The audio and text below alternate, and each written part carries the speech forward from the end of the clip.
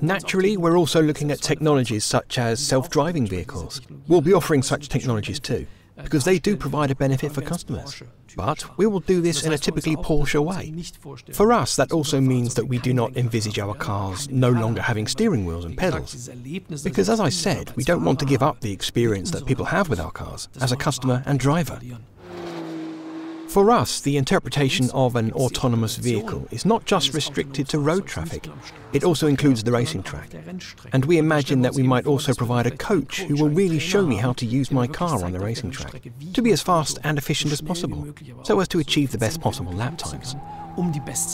In this context, we've come up with the idea of a Mark Webber app, which we're working on. We'd like to show customers the perfect racing line, helped by Mark Webber and others, so they can follow it on the racetrack.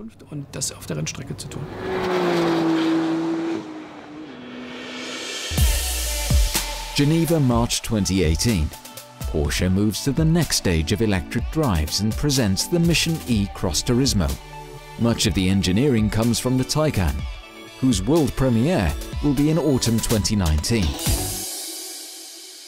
We are looking in very concrete terms, especially in our electric vehicles, how we can put even more digitalisation into them, to give our customers the kind of added value that is centred on the vehicle.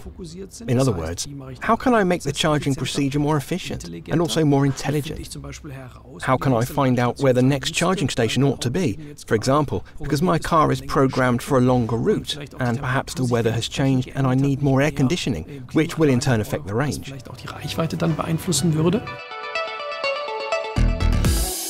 The car itself will be very new and perhaps appeal to very different customers in the future, who will perhaps demand this digitalisation too.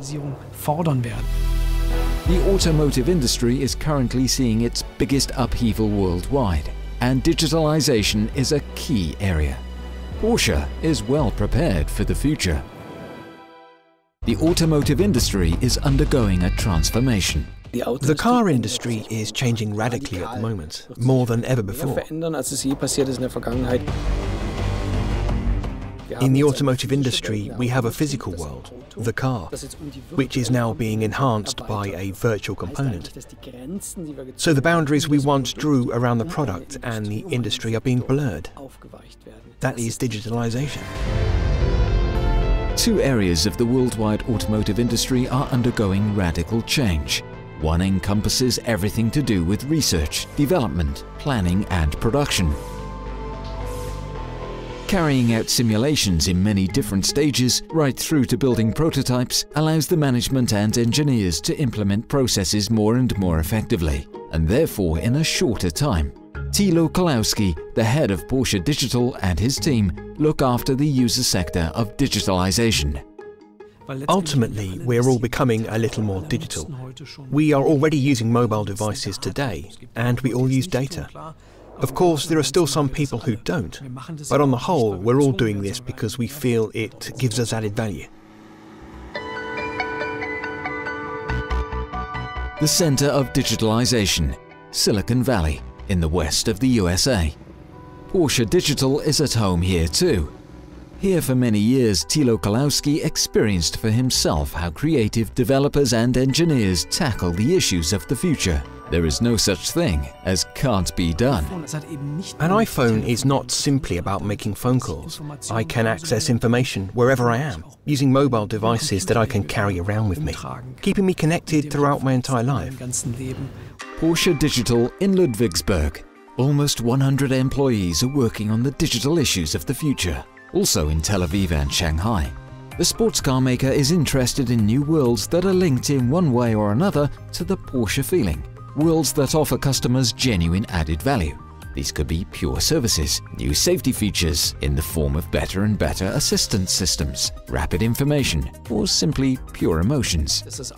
The car of the future is going to be able to do more on its own. But this also means that the car will actually be intelligent and know what you as a customer want. And in the end, the car will pre-select information for the customer and then only present those things that are relevant.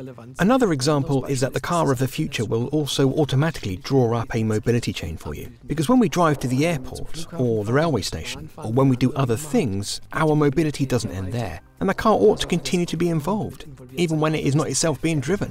A Porsche is a center of communications. The car knows about the dangerous hold-up just behind the next bend and can guide you to the nearest parking space. It makes suggestions for your planned weekend in Paris and will in future move around crowded motorways autonomously and safely. To some extent, that is already a reality at Porsche today, and it is continuing.